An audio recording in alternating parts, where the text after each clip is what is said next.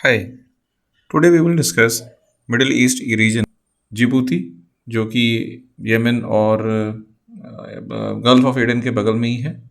तो Djibouti is one country which is actually bordering Ethiopia, Somalia and Eritrea.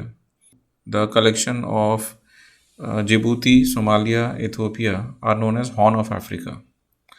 And यहाँ पे जो straight है उस स्ट्रेट का नाम है बाबल मंदेब। यहाँ से पूरे वर्ल्ड का ऑलमोस्ट 60 to 70% ऑयल ट्रांसपोर्ट होता है और यूरोप एंड यूएस। आप समझ सकते हैं कि इसकी इम्पोर्टेंस कितनी ज़्यादा है।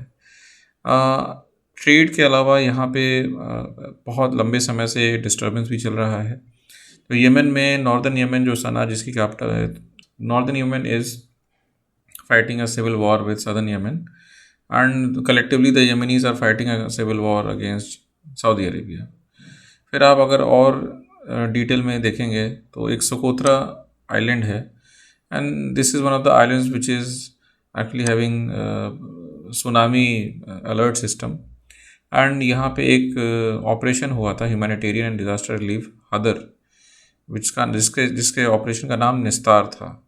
उसके नॉर्थ में अगर आप जाएंगे तो एक पोर्ट देखेंगे आप जिसका नाम है दुकुम पोर्ट, जो कि ओमान में है। फर्दर नॉर्थ आप जाएंगे तो आप देखेंगे gulf of Oman. Now gulf of Oman is lying between Iran and Oman. So we should not make a mistake of thinking that Gulf of Oman is in Arabian Sea. No, it is away from Arabian Sea between Oman and Iran. फिर अगर आप further north जाएंगे तो आप देखेंगे कि there is a strait. Strait is a body which divides two land masses. So gulf काफ़ी गहरा होता है और चौड़ा भी होता है, बट स्ट्रेट बहुत पतला होता है।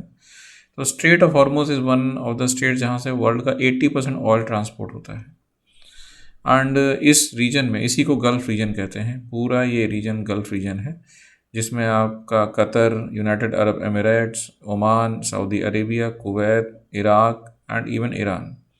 In these all gulf countries world का 70%, 60 to 70% ऑयल रिजर्व्स है। और यहाँ पे Qatar is mainly famous for at least providing 90 to 90% gas. Then you have Kuwait, which is very small country but highly export oriented oil export country. Then you have United Arab Emirates, जिनका oil में reserve तो कम है, but they have a very huge setup of financial and real estate market. Then you have Iran which has huge deposits of gas as well as oil. तो आप देखेंगे यहाँ पे ईरान ने डिस्कवरी की है फारजाद बी गैस फील्ड की, जो कि मनामा आइलैंड के आसपास है। तो यहाँ पे बहुत एक्टिविटी होती रहती है। रिसेंटली अभी सऊदी अरब और ईरान के बीच में जो प्रॉक्सी वॉर चल रहा है उसकी वजह से ईरान ने कुछ रॉकेट्स मारे थे सऊदी अरब के ऑयल कंपनी सऊदी अरामको के ऊपर। Iraq further is facing a civil war because of ISIS and state of Iraq. Then Iraq की जो दो फेमस नदियाँ हैं वो हैं टिग्रिस एंड यूफ्रेट्स, एंड इसी वजह से यहाँ पे एक मेसोपोटामियन एंशिएंट सिविलाइजेशन पनप पाई थी। Now the important point is इसके नॉर्दर्न इराक में there is a secession movement by Kurdish people who are spreading across northern Iraq, parts of northern and eastern Syria, and southern Turkey. So this whole region of northern Iraq, northern and eastern Syria, and northern Turkey is having a disturbance because of the freedom which is being demanded by Kurdish people. Then the few of the geographical important things which can be asked in exam are Zagros Mountains, which actually clearly divides the interior Iran with other countries. Then you have Elburz Mountain, which actually is a boundary of between Iran and Caspian Sea. Ashgabat is the capital of Turkmenistan, which has a huge gas deposits.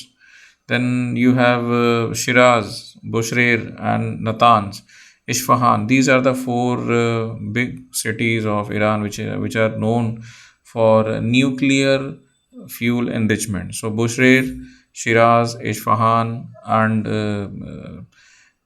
in fact Tehran.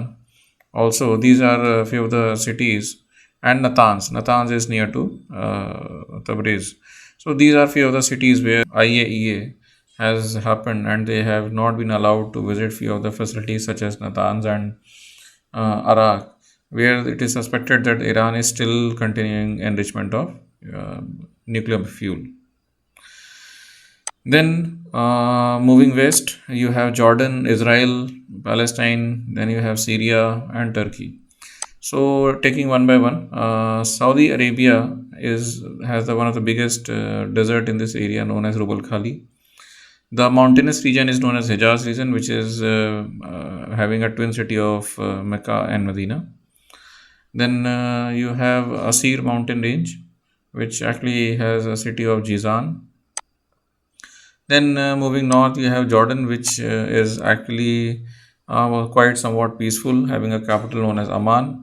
Al Aqaba is one of the famous city of Jordan, and it is Jordan which is actually having Jordan and Lebanon are having the largest number of refugees after because from Syria because of the civil war going on there.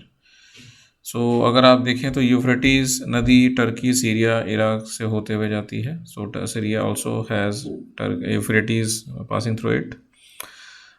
Tigris is a boundary between Turkey and Syria. So yes, Tigris also flows. And in सभी water bodies का watershed यानी कि starting water mountains या glaciers आपको मिलेंगे Turkey में. Then, talking about Syria, then Aleppo, Latakia. Latakia is the one of the only port which actually has been rented to Russia. It is a warm water port which is which is present in Mediterranean Sea, and this is how actually Russia is very much involved in Syria. Now, talking about Lebanon, Lebanon capital Beirut, and it is bounding surrounding Israel, Syria, but not Jordan, and these are the two major countries which surround them. Then you have Egypt, which through which tropical cancer passes. Then Egypt has the area of Sinai Peninsula. Sinai Peninsula has one another gulf known as Gulf of Aqaba. Now, the important point to be remembered here is that all these countries are water deficit, and moreover they also lack in terms of security. So there is and the presence of oil has always divided Arab nations between one another. Therefore, you will always see a lot of regional issues, sovereignty issues, and also the oldest problem of Israel and Palestine is still persisting. Then you will see in Turkey you have Taurus Mountains to the south. In northern area you have Russia. Then Russia and Turkey are being separated by 3-4 countries such as Georgia, Azerbaijan, and Armenia. So these collection of these 3-4 countries actually are separating Russia from Turkey. So Turkey doesn't share any boundary with Russia. And the boundary between Russia and Georgia and Azerbaijan is the Caucasian Mountain, which is very famous. Caspian Sea is very famous for its oil deposits. It is one of the lake which has been named as a sea, and it is being surrounded by Russia, Azerbaijan, Iran, Turkmenistan, Kazakhstan. So you can see Middle East and Central Asia and Russia all converge at Caspian Sea. Moving south, you can see Sudan. Sudan is one of the countries which actually through which Nile flows, and Sudan, its capital Khartoum, has both White Nile and Blue Nile. This is where they both unite. But Sudan has been has also seen a civil war and has been divided between Southern Sudan and Northern Sudan. And Southern Sudan has now decided to have more control over all these water bodies.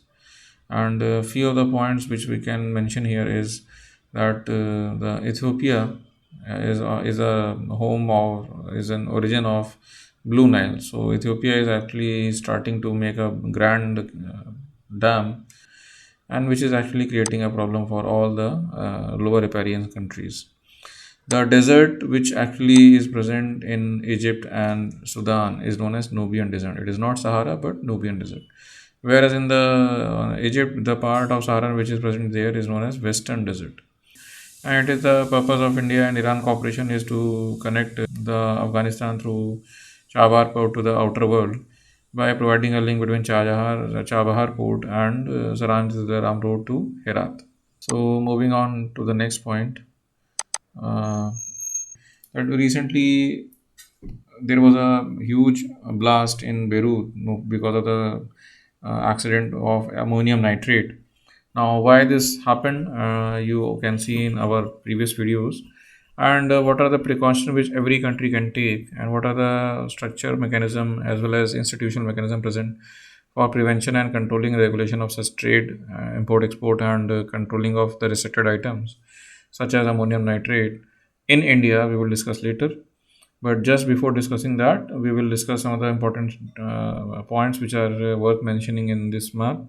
Golan Heights are the were actually earlier with Syria. Today it has been occupied by Israel and is in the Israeli territory. So World Customs Organization says that ammonium nitrate is one of the 14 precursor chemicals which can be commonly used by terrorists to manufacture and make IEDs.